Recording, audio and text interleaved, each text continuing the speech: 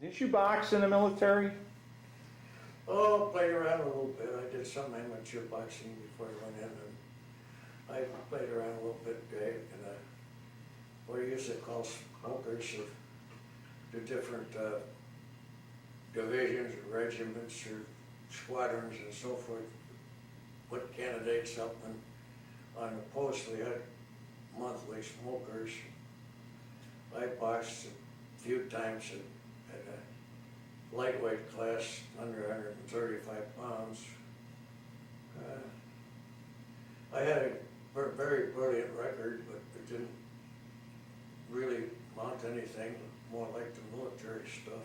Did they wear gloves then, or was it bare-fisted? Oh no, we wore gloves and big pillow gloves in the first place for most of it. Great big 16-ounce pillows that you hit with, and you couldn't do much with them anyhow. Of course, as you got up in classifications, they used lighter and lighter gloves so that the top fighters that headed his cards would be down to about 8 ounces or 6-ounce gloves, and that was a little different. But, So the big guys got to swing around the light gloves, and the small guys had to carry around the heavy gloves. It wasn't on a basis of size or weight. It was on a basis of skill and development. The minor beginners and stuff started with the heavy stuff, so they didn't hurt each other. Did you wear headgears or no? No, we didn't do anything like that, no. But I was taller and rangier than most of the guys in my weight class, and so I had no trouble sticking a left jab out in people's faces, and I could evade them. They didn't hit me very much, but I didn't hurt anybody very much either. I just stick a big pillow in their face and they couldn't reach me, more or less. But I got to the point where I could twist a glove and cut somebody's face up pretty good. And so I won a half a dozen or so fights, and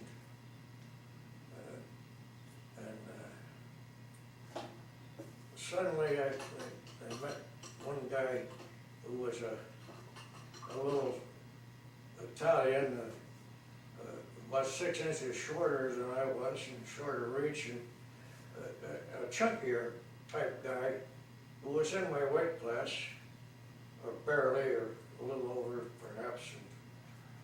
And, he got teed off and come charging at me, going to bust through everything and swinging wild, and I just sidestepped and hit him a right hook right behind the ear as he kind of went by. And the guy went down like a fell ox in the slaughterhouse, and he didn't get up. And of course, they gave me a knockout. And that was my first knockout. And it was probably my 8th or so official fight. And of course the guy cried it was fluke and whatever, and no way I could beat him, so he demanded a rematch, and a couple months later they scheduled a rematch.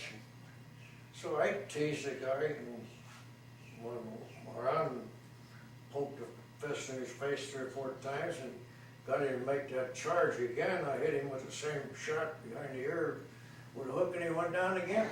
And that's the only guy I ever knocked out. I knocked him out twice, and it didn't hit him with a chin or anything. I hit him right behind the ear. But I found out that was the vulnerable spot, and that was the end of that.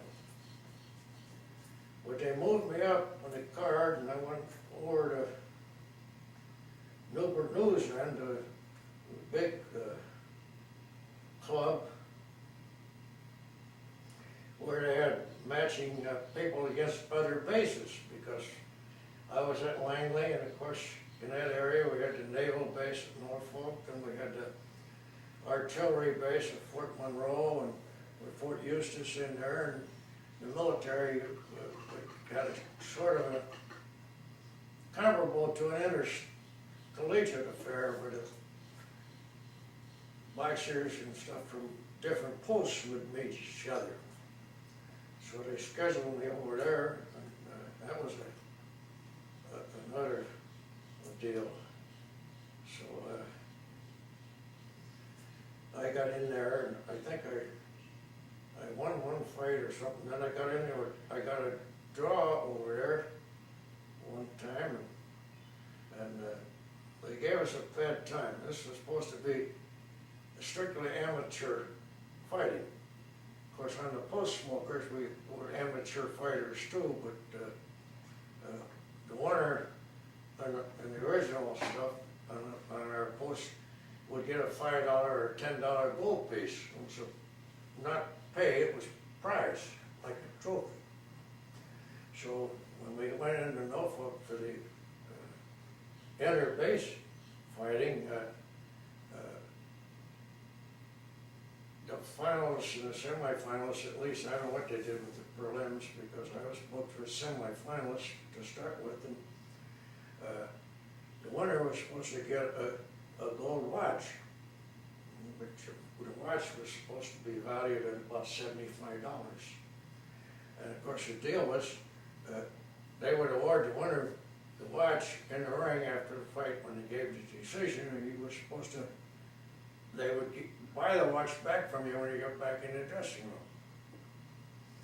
room. And of course that was the deal that which was pretty good shape. I got the watch once, and they gave me a song and dance about, well, they didn't have enough crowd and they couldn't afford to pay $75. They offered less money and whatever. And the second time I got the watch, they offered me $25 for the watch back, and I said, hell no, I'd keep the watch. I'd take it into the pawn shop, I'd get more than that in the pawn shop for it. Well, they didn't like that a bit, so they said, well, you'll never fight again. I said, that was fine with me, because while I won the fight, I really got beat up that time. And that was my own fault too. I playing around with a guy, and he shot an uppercut back at me, and I didn't step back quite far enough. He just caught the tip of my nose on the way back, and it turned the nose upside down and blackened both of my eyes, and I was in a hell of a shape after that fight. But they gave me the decision, but I sure didn't feel like it. So when they told me that if I didn't accept the short settlement for the $75, I'd never fight for them again, I said that was fine with me. So that was the end of my boxing career.